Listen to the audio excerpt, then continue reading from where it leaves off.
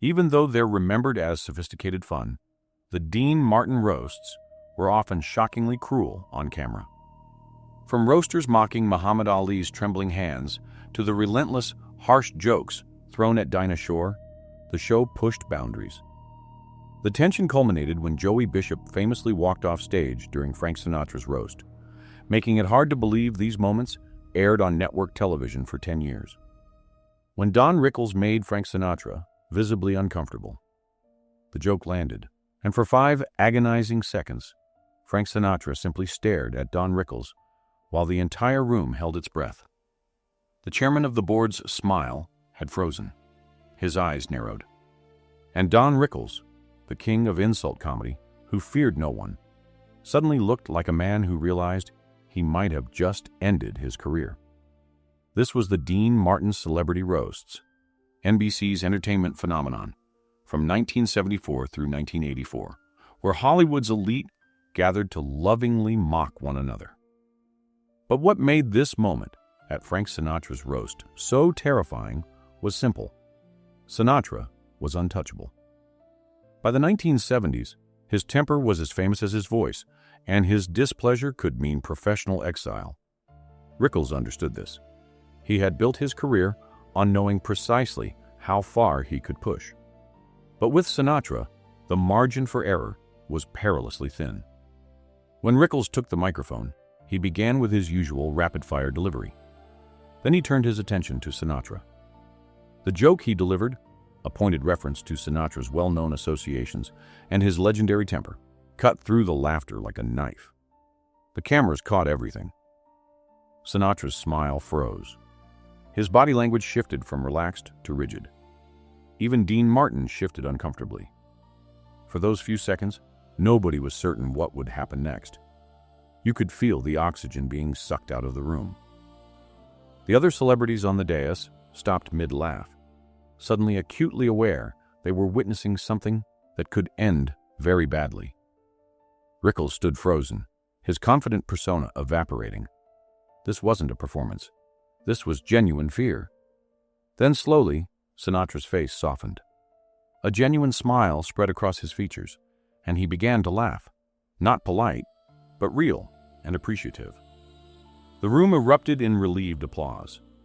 Rickles had survived. That moment became legendary because even in an era of fearless comedy, some men commanded such respect that joking about them required genuine courage. Rickles had that courage, and Sinatra showed he had the grace to laugh at himself. But if you think watching Don Rickles nearly destroy his friendship with Sinatra was uncomfortable, wait until you see what happened when Sammy Davis Jr. finally had enough. The night Sammy Davis Jr. addressed the elephant in the room. The jokes about Sammy Davis Jr.'s heritage had been coming all evening, one after another. And through it all, Sammy sat with his trademark smile, laughing along. But those who knew him could see something else. The subtle tension in his shoulders. The way his eyes didn't quite match his grin. The Dean Martin roasts were products of their time. Progressive enough to feature black performers prominently, yet still comfortable with humor that would be unthinkable today. And Sammy remained acutely aware of being one of the few black faces at the table, until he didn't stay quiet anymore. When Sammy finally stood to deliver his own remarks, the room expected his usual energetic performance. Instead, he began with a measured tone that immediately commanded attention. His response was masterful. He didn't lecture. Instead, he turned the evening's jokes back on the roasters themselves, exposing the uncomfortable assumptions beneath the laughter with surgical precision. He spoke about what it meant to be the only person in the room who experienced the world differently. Now here's what made this moment absolutely brilliant. Even as he made his point, Sammy never lost his humor. He wove his observations into jokes that were just as sharp as anything that had been said about him. The brilliance lay in his balance, serious enough to make everyone think, funny enough that they couldn't dismiss him. The dais fell quiet, the usual crosstalk gone. When he finished, the applause was different, longer, more thoughtful. tinged with something that might have been shame. Can you imagine being in that room? Watching someone transform a format built on insults into a moment of genuine truth? That night, Sammy Davis Jr. proved that sometimes the bravest thing a performer could do was refuse to simply take the joke. Coming up, we'll see what happened when that power dynamic turned physical. If you're fascinated by these untold stories from television's golden age, make sure you're subscribed. We're just getting started, and what's coming next gets even more uncomfortable. Ruth Buzzy's purse attack that went too far. The production assistant was calling for a medic. Ruth Buzzy stood in the middle of the stage, her theatrical persona completely gone, replaced by genuine horror. Someone was genuinely hurt, possibly concussed, and the cameras had captured every second. Ruth Buzzy had become a household name through Laugh-In. Her most beloved character was Gladys, a dowdy spinster who carried an oversized handbag and wielded it like a weapon. The bit was perfectly choreographed, completely safe, and audiences adored it. So when Ruth appeared at a Dean Martin roast with her famous handbag, the producers thought it would add visual comedy. When one roaster made a joke at Ruth's expense, she decided to respond with action. Rising from her seat, she grabbed her oversized purse and marched toward the comedian. Here's where everything went wrong. Ruth swung her handbag with the same theatrical flourish she had performed hundreds of times. But this wasn't a carefully rehearsed sketch with safety protocols. Purse connected with considerable force. The recipient reeled backward, genuinely hurt. The audience, uncertain whether this was planned or an actual incident, offered scattered, nervous laughter. Ruth immediately realized something had gone wrong, her theatrical persona dropping away. Behind the scenes, production assistants rushed to assess the situation. The injured party required medical attention for what turned out to be a significant bump and possible mild concussion. Ruth was devastated, apologizing profusely. The moment was edited for broadcast, with Ruth's genuine distress ending up on the cutting room floor.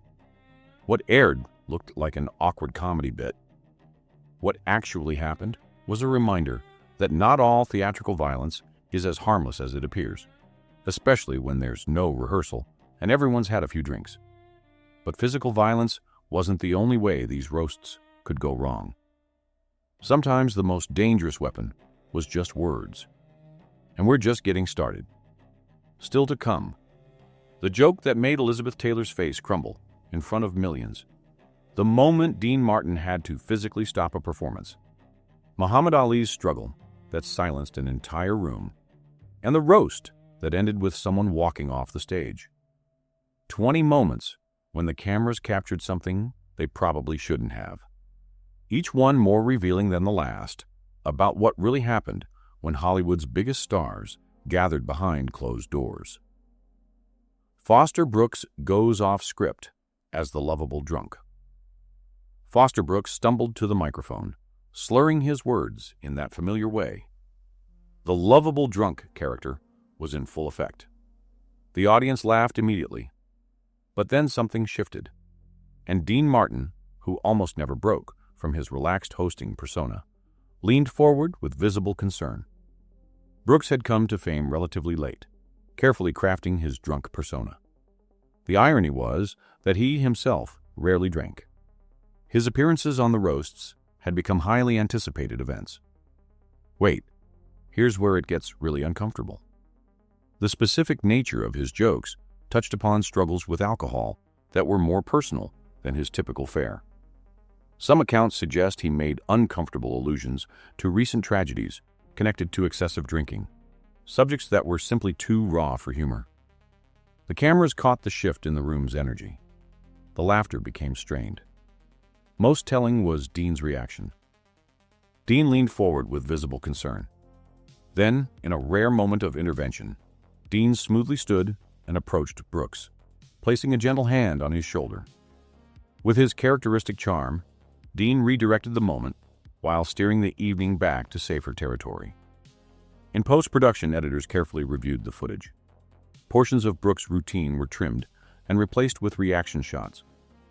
The incident demonstrated that even in an era celebrated for pushing boundaries, there remained lines that shouldn't be crossed.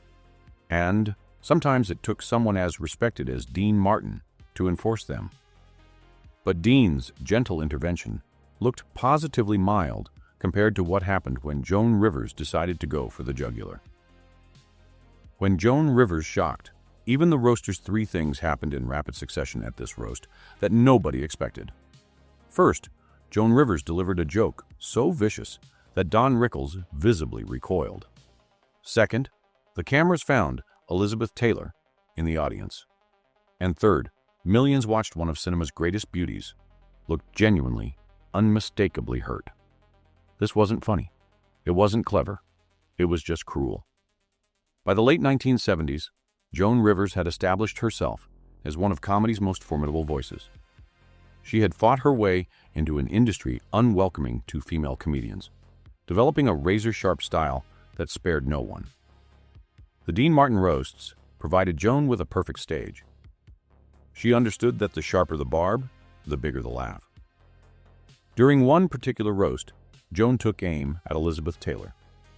Elizabeth, sitting in the audience, had experienced well-documented weight fluctuations, a subject tabloids had exploited mercilessly. What made Joan's joke particularly cutting was the specific and personal nature of the reference. It was designed to wound. The camera operators found Elizabeth Taylor. What they captured was unforgettable. Elizabeth's famous violet eyes widened. Her smile faltered and froze. For just a moment, her face registered genuine pain. Here was a woman who had survived multiple marriages, scandals, and the relentless scrutiny of the press for decades. And a single joke from Joan Rivers had pierced through all of that armor in an instant. Can you imagine sitting in that audience, watching this unfold? The reaction was complex and uncomfortable. Some laughed, perhaps out of nervous uncertainty. Others sat in silence. On the dais, Don Rickles, a man who had built his career on insults, looked genuinely taken aback. Joan herself did not apologize at the moment. That night, millions of viewers learned exactly where that line existed, because they saw Elizabeth Taylor's face and felt, viscerally, that something had gone wrong. And speaking of ugly moments that aged poorly, nothing compares to what happened when Ronald Reagan got roasted years before anyone took him seriously. Where's the line between a good roast and going too far? Share your thoughts in the comments below, especially if you remember watching these broadcasts when they originally aired. Ronald Reagan's roast before the presidency. Imagine watching someone being mocked for their intelligence and career choices, and then watching that same person become president. That's exactly what happened with Ronald Reagan's 1973 Dean Martin roast. Reagan was serving as California's governor, seen as an affable former actor playing at politics, not as a serious contender for national leadership. The jokes focused heavily on his Hollywood background, suggesting governing California was simply his longest-running performance. Several comedians made pointed references to his intellectual capabilities. Others joked about his age, 62, suggesting his best years were behind him. Nancy Reagan received her share of attention, with roasters suggesting she was the real power behind the governorship. Nancy maintained her composed smile, though those who knew her detected the tension. Ronald responded with characteristic good humor and self-deprecating wit. Now here's the part that makes your jaw drop. Within 7 years, this man would be elected president in a landslide victory. When Reagan won the 1980 election, many roast participants must have watched the footage with new eyes. The jokes about his intelligence suddenly seemed like historical embarrassments.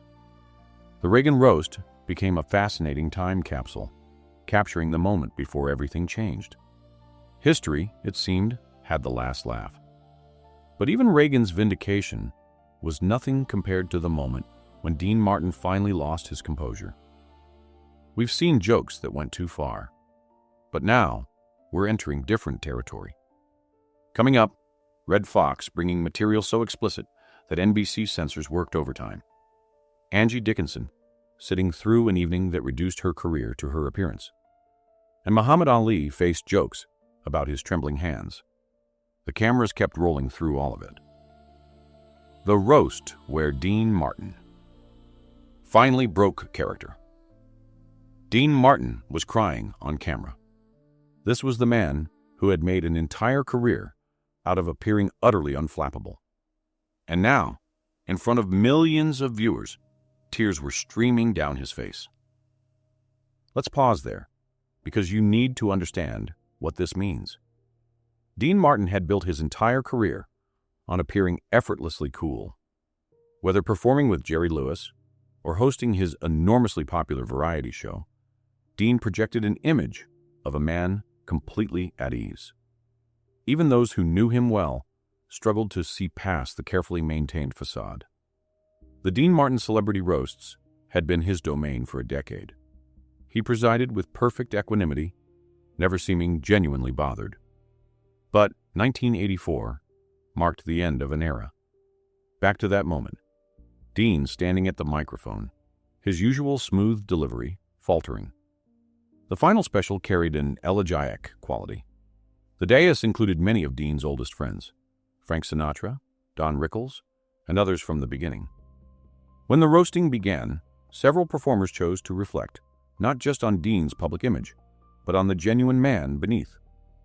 The jokes touched on subjects Dean usually deflected: his multiple marriages, his complicated relationship with his children.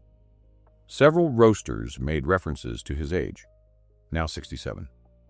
Then came remarks about loneliness, behind the famous smile, about the cost of maintaining that effortless persona.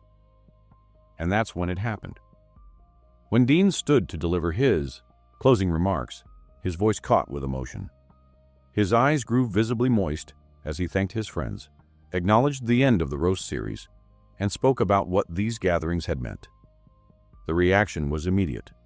The dais fell silent. Frank Sinatra had tears in his eyes. Don Rickles sat in respectful silence. Others simply watched with understanding and shared sadness. The moment lasted only seconds before Dean recovered, but those seconds felt like an eternity. That brief glimpse reminded everyone that even the smoothest performers carry depths of feeling their personas rarely reveal. But if you think seeing Dean Martin break down was uncomfortable, imagine how the audience felt when Redd Foxx showed up at wholesome Jimmy Stewart's roast. Redd Foxx's blue material that pushed the censors. This is a story about what happens when you invite a man famous for comedy records sold under the counter to perform at a roast for the most wholesome man in Hollywood. Redd Foxx had spent decades developing a comedy style that was unapologetically adult. His party albums featured jokes that could never be broadcast. When he was cast in Sanford and Son, millions discovered his impeccable timing, though his television material was sanitized. Now, the selection of Foxx to appear at Jimmy Stewart's roast represented either inspired programming or catastrophic miscalculation. James Maitland Stewart was the embodiment of wholesome American values. His roast was expected to be appropriate for families. Redd Foxx had different plans. When he took the microphone, he began with material that pushed against the boundaries of what NBC could broadcast. His jokes touched on subjects simply not discussed on network television. Frank references to adult relationships and observations more appropriate for midnight shows in Las Vegas. Now watch Jimmy Stewart's face. It tells you everything. Stewart attempted to maintain a polite smile, but his discomfort was evident. He shifted in his seat, glanced at his wife Gloria, and seemed genuinely unsure how to respond.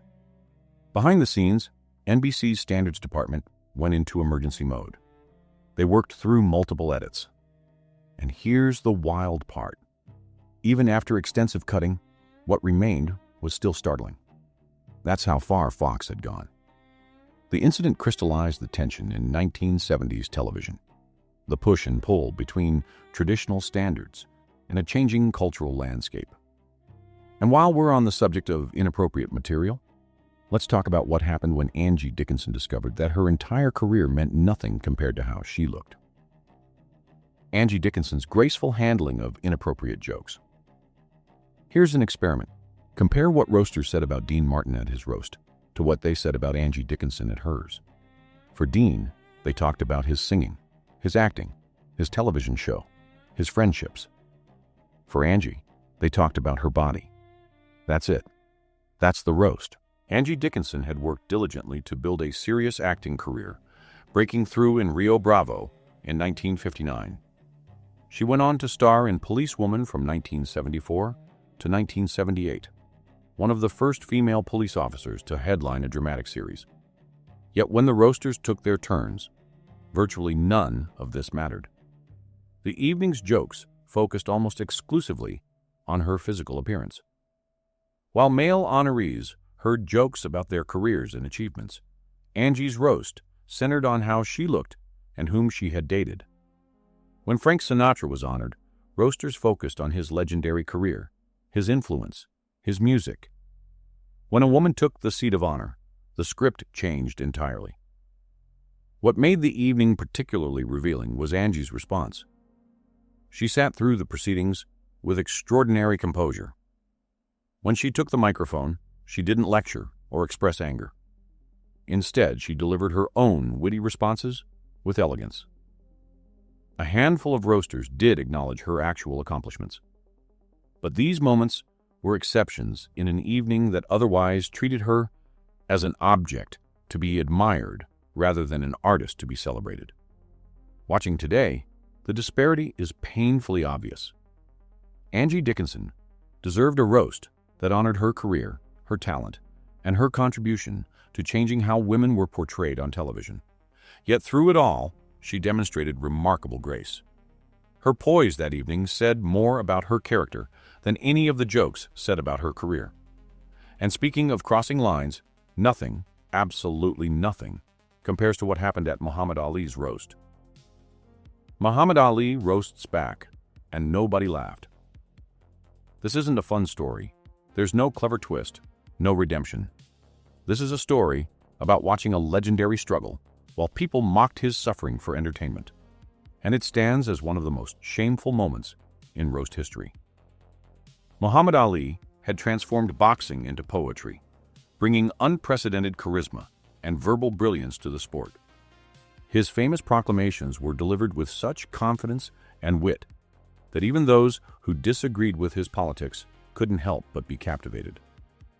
But by the time his Dean Martin roast was recorded, those who knew Ali had begun noticing subtle changes. His speech occasionally faltered. His hands sometimes trembled. These were early signs of what would later be diagnosed as Parkinson's syndrome. Now here's what makes this so difficult to watch. The roasters showed little mercy. Several made pointed jokes about Ali's recent fights. Others referenced his financial troubles. Most troubling were the jokes about his speech and physical condition. Roasters mimicked his slightly slowed delivery, made light of his tremors, and suggested he had taken too many punches. Ali attempted to participate, but his responses came slower. Words that would have flowed effortlessly now required visible effort. His famous quick wit was trapped behind a body beginning to betray him. Can you imagine being in that room, watching this unfold? The room's energy shifted dramatically. The laughter became scattered and uncomfortable. Even Don Rickles appeared genuinely troubled. What should have been a celebration of Ali's remarkable achievements instead became a painful reminder of the physical cost of his greatness. The broadcast stands as one of the most uncomfortable moments in roast history, a reminder that some subjects are simply too sacred for comedy. This wasn't entertainment. This was exploitation. Coming up, Bob Hope's jokes about mortality that made a birthday feel like a funeral, Orson Welles' appearance that became a crisis, and Joey Bishop walking off. The night Bob Hope's age. Jokes backfired.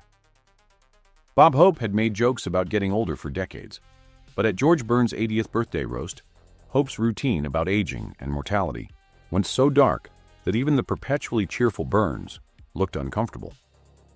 Hope began in typical fashion. His opening jokes about George's age were conventional, references to Burns being older than various historical events. The audience laughed comfortably. But then Hope's material took an unexpected turn. His jokes shifted from celebrating longevity to making explicit references to the end of life. He began speculating about how much time George had left. Most jarring was a joke about which of them would reach the end first. The room's atmosphere changed instantly. George Burns stopped smiling. His expression became guarded, almost wounded. Now here's where it gets worse. Hope, sensing the shift but misreading it, tried to recover by doubling down. Instead, each additional reference only deepened the discomfort. Dean Martin eventually intervened with a smooth transition, but the damage was done. The incident revealed an important truth. There's a difference between joking with someone about getting older and joking about the inevitable conclusion. One celebrates life experience. The other reminds us of what we prefer not to contemplate. But uncomfortable age jokes were nothing compared to what happened when Orson Welles arrived in a condition that made everyone wonder if they should be calling for help. We started with moments that were merely uncomfortable, but we've been watching something else emerge. A pattern of exploitation disguised as entertainment. Coming up, Lucille Ball sitting through crude jokes, Milton Berle's roast devolving into obsession, Joey Bishop walking away from people he thought were friends, and Phyllis Diller revealing the cost of a lifetime of self-mockery. Orson Welles' uncomfortable appearance. Orson Welles was rambling. The legendary director of Citizen Kane was standing at a roast microphone, rambling incoherently. His movements were unsteady. His famous voice lacked precision, and everyone was trying to figure out if they were watching a performance or a crisis. Wait, let me back up. By the late 1970s, Orson Welles was struggling. His battles with studio executives, his difficulties securing financing, and his struggles with weight and health had taken a visible toll. When Welles took his place on the dais, those who knew him immediately sensed something was wrong. As the roasting proceeded, other performers directed jokes at Welles that referenced his weight and recent commercial work. But Welles's responses were far from standard. He became defensive and hostile. His attempts at humor were rambling and unfocused, often trailing off mid-sentence. At times, he seemed confused. The situation deteriorated when Welles was given extended time. His remarks meandered without direction, occasionally veering into bitter observations. Some comments seemed genuinely angry rather than playfully insulting. Dean Martin could see that continuing was becoming painful for everyone. In a rare intervention, Dean smoothly rose and approached Welles, placing a gentle hand on his shoulder. With characteristic charm, Dean transitioned away, making it seem natural. The compassion was unmistakable. Rather than allowing a legendary filmmaker to embarrass himself on national television, Dean protected Welles's dignity. In post-production, editors worked to minimize Welles's most difficult moments. The evening served as a reminder that genius doesn't shield anyone from the difficulties of aging and personal struggle, and that sometimes friendship means knowing when to intervene. Lucille Ball's roast, when America's sweetheart heard it all. Lucille Ball was America's beloved Lucy, the wholesome queen of television comedy. So when her roast featured explicit jokes about her love life, her age, and crude references to her anatomy, even Lucy seemed stunned. Lucille Ball had become the most recognized woman in American television. Beginning in 1951, I Love Lucy revolutionized television. She had also become one of the most powerful women in Hollywood as head of Desilu Productions. The character of Lucy Ricardo was fundamentally innocent. The humor came from physical comedy and perfectly timed reactions. Lucille Ball had built an empire on entertainment that entire families could enjoy. When her roast was planned, it seemed a natural way to honor her career. What nobody anticipated was how dramatically roast humor would clash with Lucy's wholesome public image. The roasters delivered material that seemed designed to strip away her carefully maintained persona. Jokes focused on her romantic relationships, making explicit references unthinkable on I Love Lucy. Her age became a repeated target. Most shocking were the anatomical jokes, crude references that reduced one of entertainment's greatest artists to a simple object of physical commentary. Lucy's reaction was captured repeatedly. Her trademark smile seemed frozen in place. Her eyes showed something closer to bewilderment. Now let me be clear. The contrast between this roast and those honoring male comedy legends was stark. When Jack Benny was roasted, jokes celebrated his legendary persona. When George Burns was honored, roasters addressed his career longevity. But when Lucille Ball took the seat of honor, the focus shifted almost entirely to her appearance and romantic history. Lucy handled the evening with extraordinary professionalism. When given the opportunity, she delivered her remarks with the same impeccable timing that had made her famous. Yet watching the broadcast, one cannot help but feel that America's sweetheart deserved better, not crude mockery, but genuine celebration of the joy she had brought to millions. Milton Berle's legendary reputation becomes the evening's focus. Milton Berle had a notorious reputation in Hollywood, but when roaster after roaster made increasingly explicit references to his alleged physical endowments, the jokes went from innuendo to graphic description. NBC censors worked frantically, but enough made it to air that Berle's roast became the most censored in history. Milton Berle had literally helped invent television comedy. His Texaco Star Theater became so popular that people bought television sets just to watch Uncle Milty. But Berle also had another reputation, one that circulated through Hollywood in whispered conversations. Stories about his physical attributes had become the stuff of legend. When Berle's roast was recorded, the roasters saw an opportunity to address publicly what had long been discussed privately. The first few jokes were delivered with relative subtlety. The audience laughed. Berle himself beamed. But then the evening took an unexpected turn. Rather than moving on, roaster after roaster returned to the same subject. Each comedian seemed determined to be more explicit than the last. Now here's where this gets troubling. The repetition becomes exhausting. Instead of celebrating Berle's contributions to television, the roast devolved into an obsessive focus on a single alleged physical characteristic. NBC's standards department faced an unprecedented challenge. They worked through multiple passes, removing material. Audio was bleeped, visual reactions were cut, entire segments eliminated. Even after aggressive censorship, what remained was still remarkably bold. The Berle roast revealed something troubling about male comedy culture, an obsession with proving a particular version of masculinity that ultimately diminished a truly talented performer. Milton Berle deserved a roast that honored his pioneering work. Think about it. Mr. Television and his roast became an anatomy lesson. When Joey Bishop walked off the dais, Joey Bishop stood up. He reached up to his collar and deliberately removed his microphone. And then, in the middle of a live taping, in the middle of Frank Sinatra's roast, he walked off the stage. The cameras kept rolling. Let me take you through exactly what happened. Joey Bishop was Rat Pack royalty. When Frank Sinatra assembled the legendary Rat Pack, Joey was included as perhaps the funniest, the one who could deliver the devastating one-liner. One such opportunity was The Joey Bishop Show, a late-night talk show that premiered on ABC in 1967. The show struggled. Despite Joey's genuine comedic talent, the ratings never materialized. The show was canceled in 1969. For Joey, the cancellation was more than a professional setback. It was a public failure. When Frank Sinatra's roast was recorded, Joey's talk show failure was still a sensitive subject.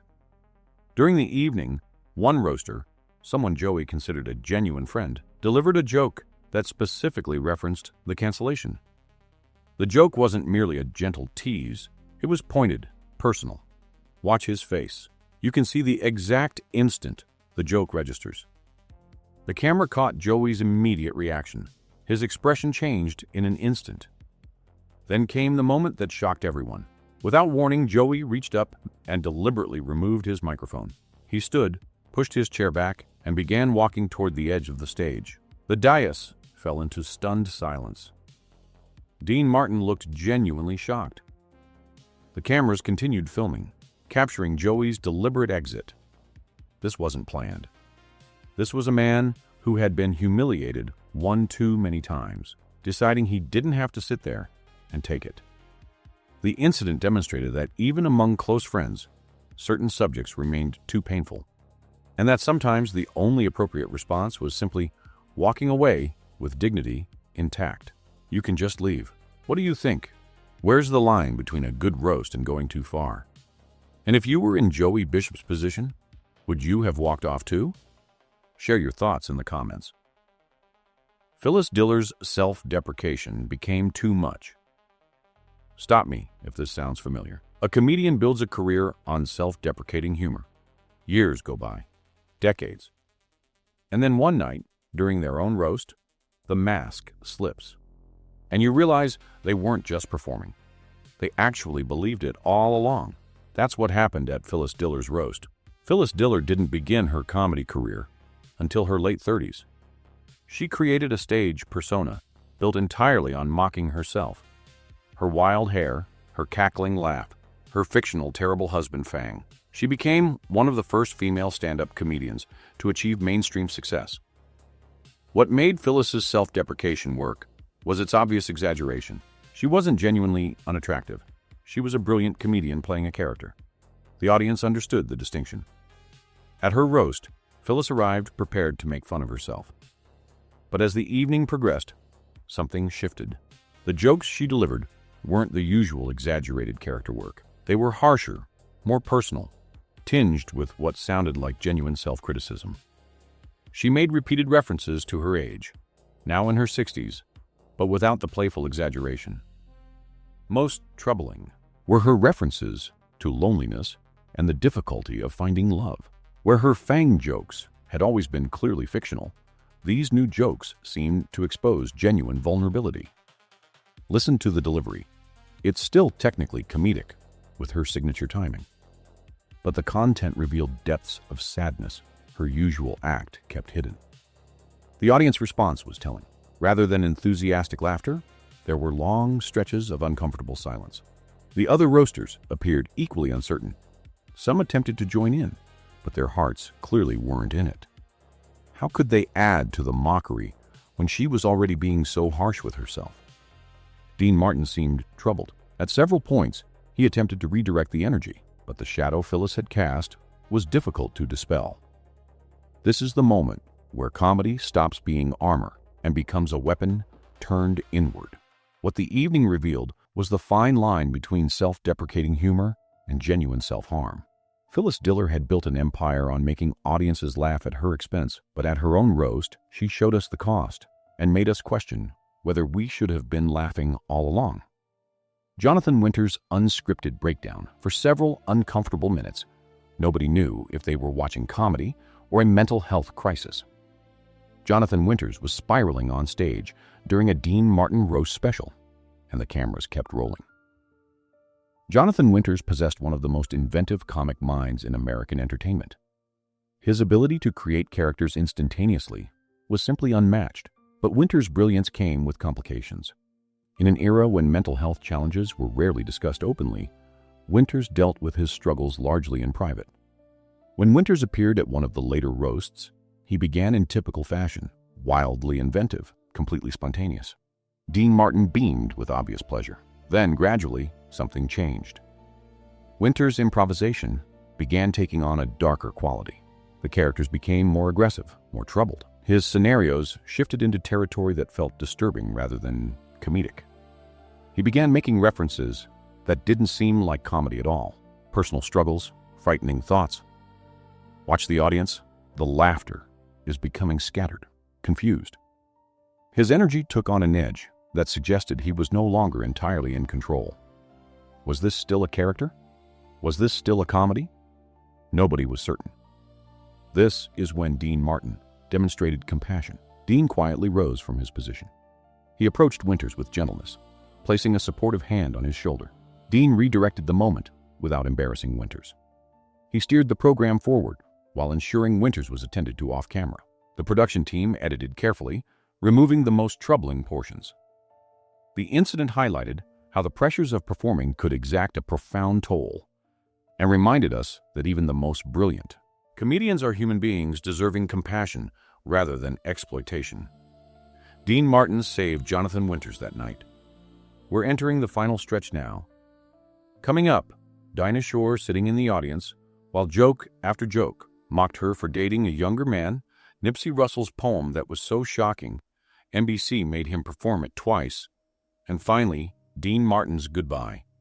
The moment when even the smoothest performer in Hollywood couldn't maintain the illusion anymore. The Burt Reynolds roast and the Dinah Shore jokes. Burt Reynolds and Dinah Shore's relationship had been one of Hollywood's most talked about romances. She was 20 years his senior.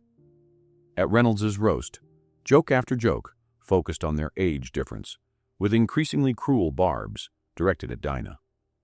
Burt Reynolds had become one of Hollywood's biggest stars.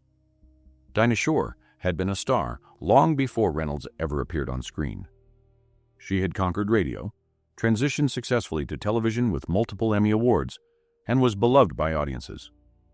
Their relationship, which lasted from 1971 to 1975, generated enormous public interest because it violated social expectations. In a culture that routinely accepted older men dating younger women, a romance that reversed those roles became fodder for endless comment. When Burt Reynolds was honored with his own roast, Dinah attended as a supportive presence. What she witnessed was an evening that made her the primary target of mockery. Roaster after roaster made jokes about the age difference, but significantly, the jokes weren't aimed at Reynolds. They were directed at Dinah. She was portrayed as desperately clinging to youth. Her appearance was scrutinized and mocked. The jokes suggested she was foolish or predatory. The cameras periodically cut to Dinah. Her famous smile remained in place, but it had become rigid, almost mask-like. Now here's what makes this particularly infuriating. Reynolds sat at the dais, accepting these jokes without defending Dinah or redirecting the mockery. The woman who had been his partner, who had supported his career, sat in the audience being humiliated while he remained passive. Let me be absolutely clear. The evening starkly illustrated society's double standard. When older men dated younger women, they were rarely mocked. But when an older woman dated a younger man, she became a target for cruel jokes. Dinah Shore was a pioneering broadcaster, an Emmy-winning entertainer, a woman who had shaped American television. And at this roast, she was reduced to a punchline. Not one joke acknowledged her achievements. Not one person, including Reynolds himself, stepped in. Dinah Shore handled that evening with extraordinary grace, but she deserved far better. Nipsey Russell's poetic roast that crossed every line. Nipsey Russell was famous for his clever rhyming wit.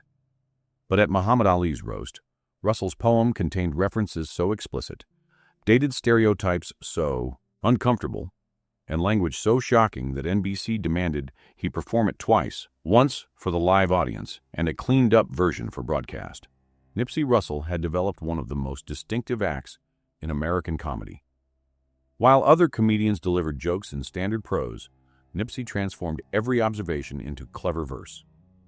When Muhammad Ali was honored, Nipsey Russell prepared what he clearly intended to be his most memorable performance. What Russell created, however, went far beyond the usual boundaries. His poem for Ali contained references that were shockingly frank for network television. The content touched on subjects simply not discussed in primetime broadcasts. Here's what made the poem particularly challenging. Russell had woven these shocking elements so thoroughly into his verse that removing them would destroy the rhythm. NBC's production team faced an unprecedented situation. They couldn't simply cut portions. They couldn't bleep individual words without destroying the rhythm. After deliberation, they arrived at an unusual solution. They would have Russell perform the poem twice.